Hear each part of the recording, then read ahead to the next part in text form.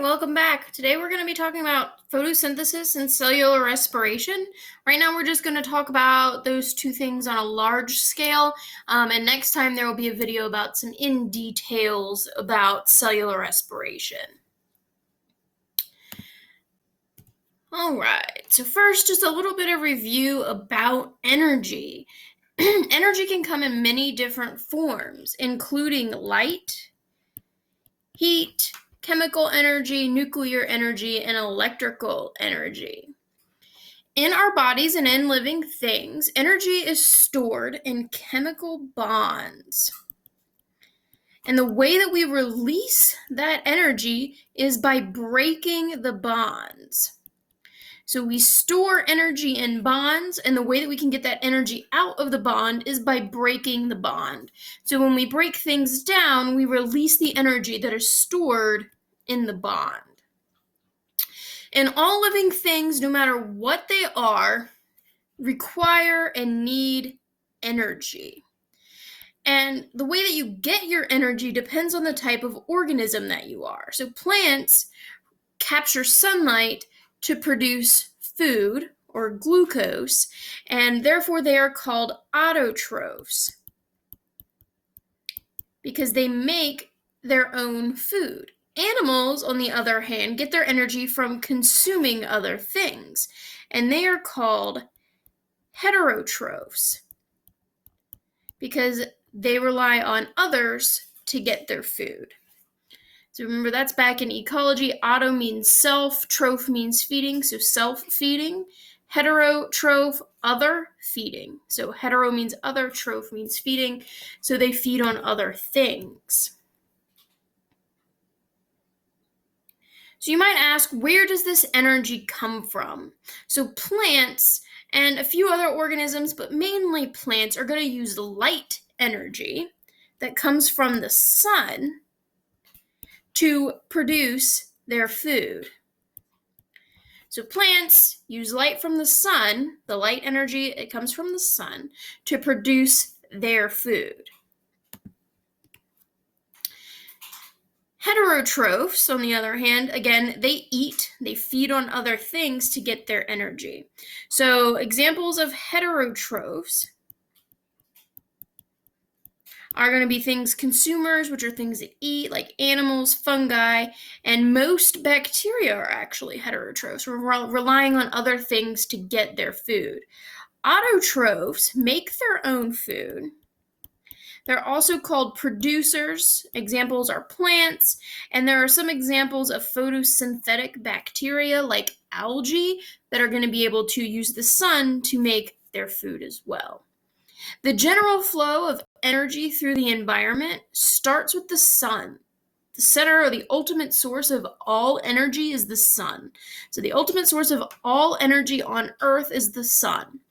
Light energy from the sun is then given to plants, which are autotrophs, and they use the process of photosynthesis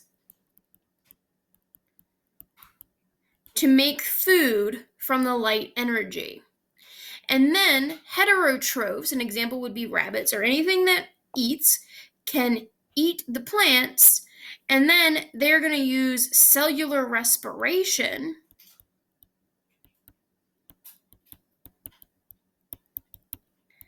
to make energy from the food that they eat. And again, foxes, they're also heterotrophs. They can then eat smaller heterotrophs and use cellular respiration, again, to make energy from what they've eaten. So now first we're going to look at photosynthesis in general, all alone. So photosynthesis provides over 99% of the energy supply for life on Earth. So the sun provides its energy to the plants do photosynthesis to make energy, and then that energy is passed on to most other living things.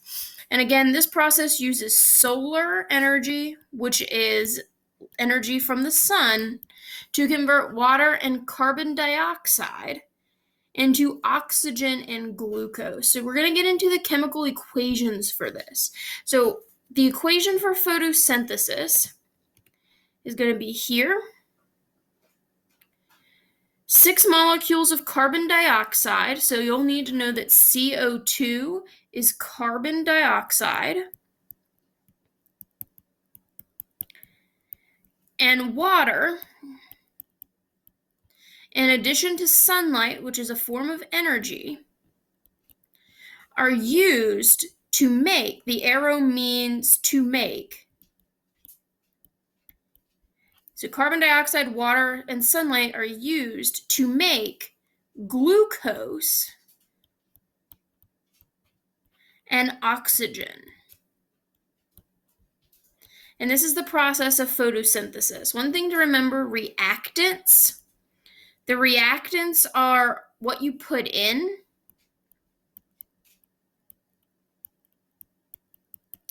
And then the products are what comes out, or what you make. And this process is going to be energy consuming because you put energy in. We put energy here, so it is energy consuming. So again, for this, the numbers are not that important. You don't need to be that familiar with the numbers, but you do need to know that CO2 is carbon dioxide, H2O is water, sunlight is a form of energy. Those three things are put into photosynthesis to make. You'll need to know that C6H12O6 is glucose and O2 is oxygen. So carbon dioxide, water, and energy are put into photosynthesis to make glucose and oxygen in the end. So that is the equation for photosynthesis. Photosynthetic organisms include organisms like plants and algae.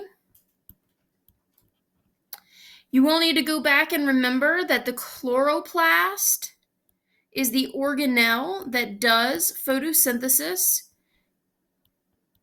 in plants. So the chloroplast is where photosynthesis takes place. Now, as you guys know, here's a picture of the chloroplast. It has little things that look like stacked coins or pancakes. And it's green. The reason that it's green is because it contains a pigment. Pigment is a color. So it contains a pigment molecule called chlorophyll. And that is why the chloroplast is green, and therefore why plants are green.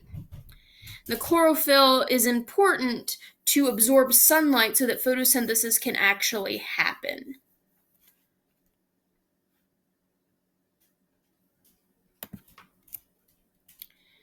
Now, of course, things that can affect photosynthesis. If there's no water, photosynthesis can't happen. So you have to have water. So the amount of water can affect photosynthesis. The amount of sunlight can affect photosynthesis. If there's no light, photosynthesis can't happen. As well as the amount of carbon dioxide. If there's no carbon dioxide, photosynthesis cannot happen. One thing that you will notice, though, with both light intensity and the amount of carbon dioxide, you notice there comes a peak.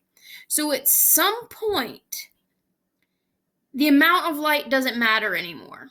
So you have to have light to have photosynthesis, but above this point, it doesn't matter how much light you put in, photosynthesis happens at the same rate.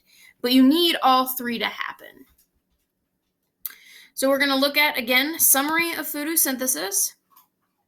So here's our equation. Carbon dioxide, water, and sunlight are used in photosynthesis to make glucose and oxygen.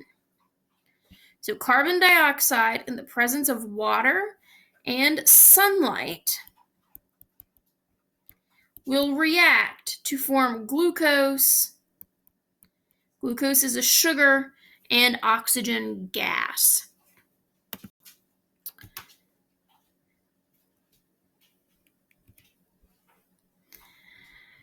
Now we're going to go through and transition into the process of cellular respiration. So photosynthesis happens in autotrophs such as plants and algae. It uses carbon dioxide, water, and energy to make glucose and oxygen. On the other side, we have cellular respiration, which happens in both heterotrophs and autotrophs. And cellular respiration is going to use glucose and oxygen. So it uses glucose and oxygen to make carbon dioxide, water, and energy. So what you will notice here is that cellular respiration and photosynthesis are the opposite equations. So what comes out of photosynthesis is then used in cellular respiration. So the products, what comes out of photosynthesis is used in cellular respiration and vice versa. The products of respiration are the reactants, or what goes into photosynthesis. So they're opposite equations. Respiration is the process that's going to actually make energy, and that's why it happens in all organisms. So all living things need energy, therefore all living things do respiration, because respiration is what makes energy in the end. So one of the most important compounds for living things is the compound that's used to store energy, which is ATP. So ATP is energy, and it's used to store energy. Its real name is adenosine triphosphate. So ATP stands for adenosine triphosphate. And the reason this is called energy is because when we break the bond between the second and third phosphate, energy is released. So what happens, we take ATP, we break off this phosphate here, and then it releases energy. So that is how we harness the energy found in ATP. We break off a phosphate and the energy is released from that bond, because remember, breaking bonds creates and releases energy. So in cells, cellular respiration is used to get energy by breaking down glucose. So plants do photosynthesis to make glucose. Heterotrophs, or consumers, eat other things to get their food, to get their glucose. And then that glucose is broken down in cellular respiration to make energy. So glucose is broken down to make energy. So the point of cellular respiration is to make energy. Remember, energy is ATP. And who needs ATP? All living things need ATP. So all living things do cellular respiration. Now, there are two types of cellular respiration. There is aerobic, and I always tell people you can remember aerobic because it requires oxygen. Aerobic, oxygen is in the air, aerobic. And then there is anaerobic. Anaerobic means without oxygen, so no oxygen. Anaerobic respiration is also known as fermentation.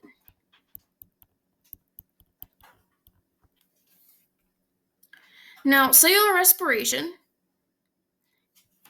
specifically the type that requires oxygen, so aerobic cellular respiration, happens in the mitochondria. So here's our mitochondria. Aerobic respiration happens there. Now, when we talked about the mitochondria, when we talked about organelles, I said it contains lots of squigglies, like this, and like you see to the side there. And that is because the mitochondria has a double membrane. It has this outside membrane, but it also has the one on the inside. So it has the outer membrane and the inner membrane. And the inner membrane is highly folded into structures called cristae. And this forms an inner matrix that is filled with fluid. So the very center portion here, where you see the fluid, as well as here, this is the matrix of the mitochondria. And this high surface area structure is going to allow lots and lots and lots of ATP to be made. And we're going to talk about how that happens in our next PowerPoint. So we have some review questions here at the end. I will go through them and give you guys the answers, and you can write them on your sheet. I don't have room here to write mine with my pen, but I will give you the answers. So, number 1, what is the ultimate source of energy for plants and animals? The ultimate source of energy for all living things is the sun. So the sun is the ultimate source of energy for plants and animals. Number 2, what is the simple sugar that stores great amounts of energy? That is glucose. We break down glucose to make energy. Number 3, what is the energy molecule made in cellular respiration? The energy molecule in biology is ATP, ATP energy. Number 4, how does energy get released from ATP? The energy in ATP is released by breaking a bond. So we break off one of the phosphates, we break the bond, and we release energy. Number 4, how does energy get released from an ATP? Oh, we just did that one. Number 5, write the equation for photosynthesis and cellular respiration in symbols with the words underneath. So for that one, if you just scroll back up here, this gives you the photosynthesis equation. Right below it is the cellular respiration equation. So these two will answer number 5. All right, there's going to be some practice on this, on just the basic overview of the two processes before we do in-depth cellular respiration, which will be next. So check for your practice on Canvas.